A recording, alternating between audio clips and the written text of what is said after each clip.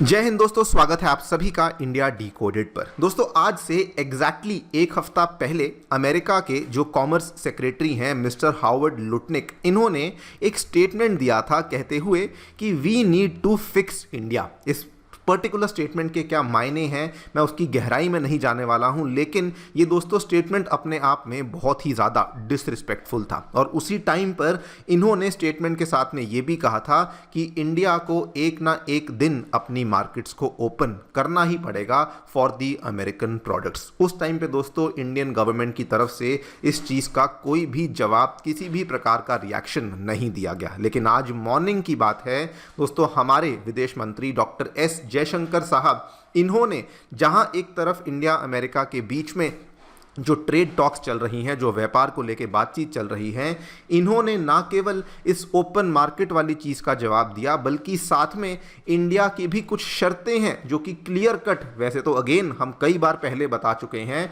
लेकिन एक बार फिर से उन शर्तों को क्लियर कट बता दिया कि ये शर्तें हैं, अगर आप इन शर्तों को मानते हैं तभी जाकर के बातचीत आगे बढ़ेगी, अदरवाइज बातचीत आगे नहीं बढ़ेगी। आप लोग यहाँ पे देखिए दोस्तों, ये खबर जो है आज मॉर्निंग में सामने आई है डॉक्टर जयशंकर जी के द्वारा। इन्होंने क्लियर कट बोल दिया गया है, अगर आप उन शर्तों को मानेंगे तभी जाकर के नेगोशिएशन का फायदा है, अदरवाइज कोई फायदा यहाँ पर है ही नहीं। और बहुत ही क्लियर कट इन्होंने साथ में ये भी डिक्लेयर कर दिया है कि जो ओपन मार्केट्स आप जिस चीज़ की डिमांड कर रहे हैं, इन्होंने कहा कि हम लोग ऐसे ही ब्लाइंडली किसी के लिए भी अपनी मार्केट्स को ओपन नहीं कर सकते हैं। इसके बारे में तो मैं डिटेल में चर्चा करूंगा ही करूंगा, क्या यहाँ पे बातें कही गई हैं, what is the latest update and progress with respect to India America trade talks. लेकिन दोस्तों दूसरी तरफ जो इसी ट्रेड टॉक्स के बीच में अमेरिकी प्रशासन के द्वारा H1B वाला मूव लिया गया था, अब उसके बदले में हमारी जो बिल्कुल सीनियर मोस्ट एडमिनिस्ट्रेशन है, मतलब कि डायरेक्टली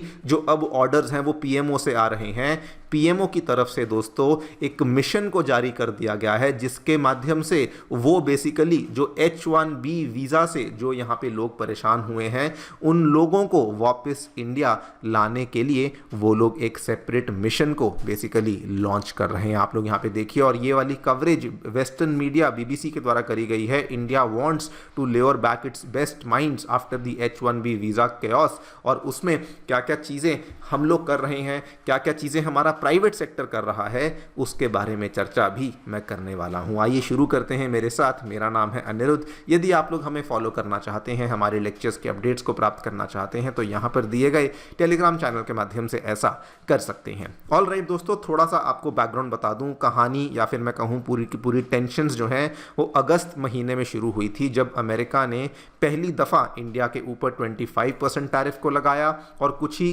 दिनों के बाद, 2-3 हफ्तों के बाद इस 25% टैरिफ को बढ़ाकर 50% टैरिफ पे ले जाया गया था। उसके बाद आप सभी जानते हैं एक बार के लिए बातचीत रोक दी गई थी, लेकिन रिसेंटली बातचीत को दोबारा से शुरू भी किया गया था।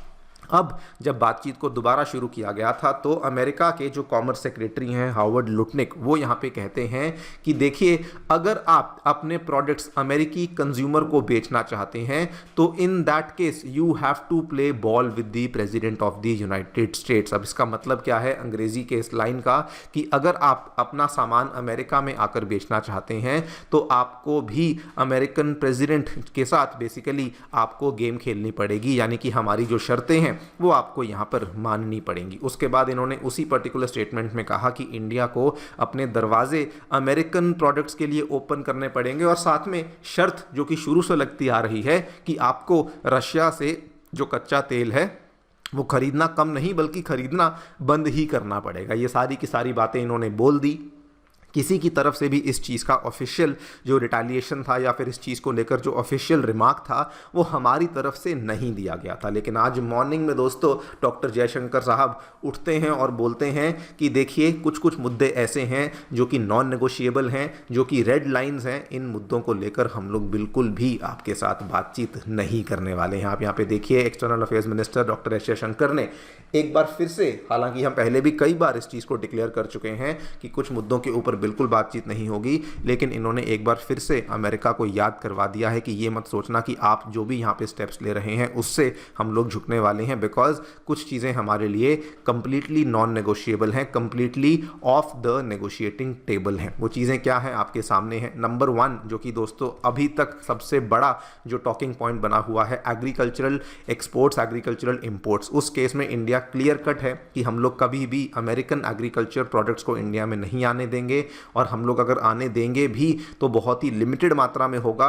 और इसको लेकर पहले भी इंडिया एक बार बातचीत करना बंद कर चुकी है। नीति आयोग ने भी कहा था बातचीत नहीं करेंगे। नंबर 2 उन्होंने कहा फार्मर्स को हम लोग प्रोटेक्ट करेंगे ही करेंगे, चाहे जो मर्जी हो जाए, और हम लोग कभी भी फॉरेन गुड्स अपनी मार्केट में इतनी मात्रा में नहीं आने देंगे। नंबर 3 एनर्जी सोवरेनिटी को लेकर भी उन्होंने क्लियर कट बोल दिया है, रशिया से कच्चे तेल का आयात जारी रहेगा, आपको जो करना है करते रहिए। एंड दोस्तों ये फिर से अगेन पहले भी हो चुका है, लेकिन फिर से डॉक्टर जयशंकर ने क्लियर कट स्पष्ट रूप में बता दिया है। एंड फाइनली जो कि मुझे उनकी सबसे फेवरेट लाइन लगी, उन्होंने कहा कि there are things you can negotiate and there are things you can not. मतलब कि कुछ चीज़ें ऐसी हैं जो कि नेगोशिएट हो सकती हैं, कुछ चीज़ें ऐसी हैं जो कि नहीं हो सकती हैं। यानी कि कुछ चीज़ों को लेकर हम लोग बिल्कुल किसी प्रकार का कॉम्प्रोमाइज़ या सैक्रिफाइस आपके साथ नहीं ही करने वाले हैं। वैसे दोस्तों इंडिया का जो मूव है वो तो डेफिनेटली प्रेजवर्दी है, लेकिन मैं आपसे वैसे पूछना चाहूँगा, ओपन डिबेट है कि अमेरिका जो ये बातें बोलता है ओपन मार्केट्स की, इसमें लॉजिक कैसे आता है। एक तरफ वो बोलता है ओपन मार्केट, लेकिन अगर ओपन मार्केट है तो भैया अगर हम रशिया से कच्चा तेल खरीद रहे हैं तो हमें क्यों रोका जा रहा है। अगर ये पूरी की पूरी दुनिया एक ओपन मार्केट है तो हम जिससे चाहें तेल खरीदें, फिर भले हम रशिया से खरीदें, फिर भले हम ईरान से खरीदें, वेनेजुला से खरीदें, तो उस केस में आपको भी तो हमारे डिसीजन की रिस्पेक्ट करनी होगी। एंड नंबर 2 अगर ओपन मार्केट है भी तो आप अपनी चीज़ों को मनवाने के लिए क्या करते हैं, आप टैरिफ लगाते हैं। क्या हमने कभी टैरिफ को लगाया। तो यहाँ पर ये ओपन मार्केट का जो लॉजिक है ये एक लॉजिक ऑफ कन्वीनियंस है कि अगर आप अपनी मार्केट को यहाँ पर ओपन नहीं करना चाहते हैं लेकिन आप चाहते हैं कि दूसरों की मार्केट हमारे लिए ओपन हो, तब तो ओपन मार्केट है। लेकिन अगर हम अपना सामान आपकी मार्केट में भेजना चाहते हैं तो उस केस में आप इस लॉजिक को एक्सेप्ट नहीं करते हैं। खैर ये सभी हम जानते हैं कि अमेरिका जो अपनी हरकतें हैं इसको बदलने नहीं वाला है।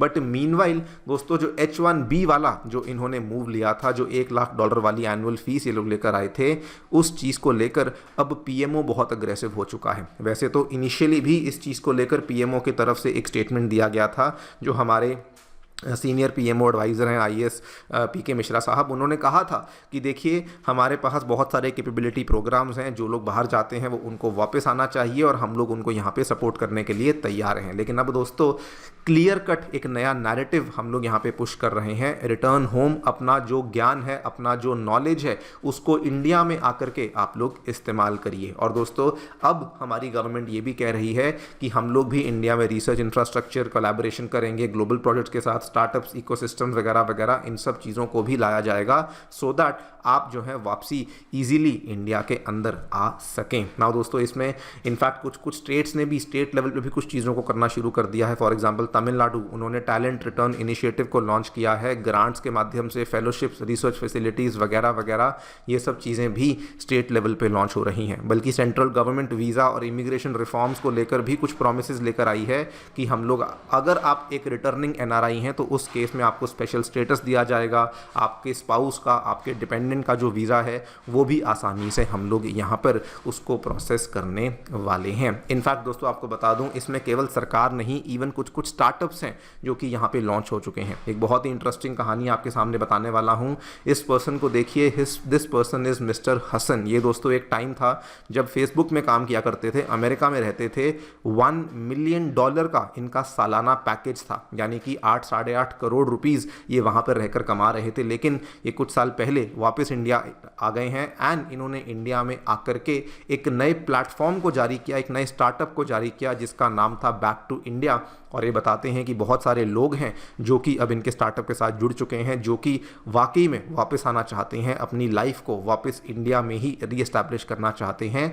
और इन्होंने बताया कि जिस दिन से डोनाल्ड ट्रंप का ये वाला डायरेक्टिव सामने आया है, उस दिन से तो इनके स्टार्टअप में इतनी ज़्यादा क्वेरीज, इतनी ज़्यादा रिक्वेस्ट आ रही हैं, बिकॉज कई सारे ऐसे लोग हैं जो कि जल्दी से वापस इंडिया आना चाहते हैं और अपनी नौकरियों को इंडिया में अब कंटिन्यू करना चाहते हैं। तो आप लोग देख सकते हैं जो पूरे नेशन इनोवेशन का मूड बना हुआ है, गवर्नमेंट भी सपोर्ट कर रही है, स्टार्टअप्स भी लॉन्च हो रहे हैं, बहुत सारी चीज़ें हैं जो कि यहाँ पर जिसकी वजह से जो एनआरआईज़ हैं वो वापस भी अब आने की सोच रहे हैं। इसको लेकर एक बड़ा कारण ये भी है दोस्तों कि इंडिया असल में एक बहुत बड़ा ग्लोबल कैपेबिलिटी सेंटर्स का हब बन चुका है। मैं पहले भी इस चीज़ का जिक्र कर चुका हूँ कि भले कई सारी अमेरिकन कंपनीज ही क्यों ना हो, ये भी अपने जीसीसीज को इंडिया में खोल रही हैं।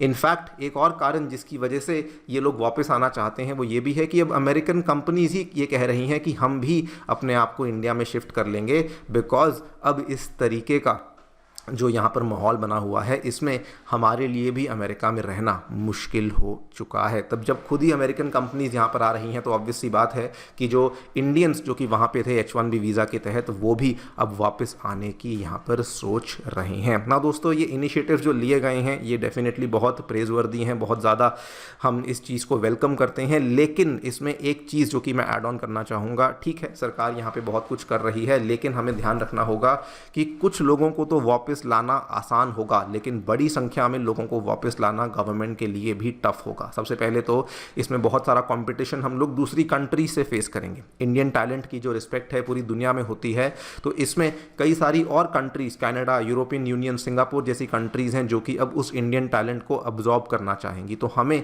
उन कंट्रीज़ के साथ कम्पीट करना होगा। नंबर 2, हमें कई सारे लीगल और पॉलिसी चैलेंजेस हैं जिनको फेस करना पड़ेगा। फॉर एग्जांपल डुअल सिटीजनशिप, किस तरीके से उन लोगों की पेंशन्स होंगी वगैरह वगैरह, इन सब चीज़ों को भी सॉर्ट आउट किया जाना चाहिए, तभी जा कर के वो जो लोग हैं वो जल्दी से इंडिया में वापस आकर के अपनी लाइफ को शुरू कर सकेंगे। क्या होगा वक्त ही बताएगा, लेकिन अगेन गवर्नमेंट के द्वारा लिए गए जो ये मूव्स हैं ये बहुत वेलकम और बहुत प्रेजवर्दी मूव्स हैं। आप लोग जो भी सोचते हैं हमें डेफिनेटली बताएं कमेंट सेक्शन में। Thank you so much for listening. Stay tuned.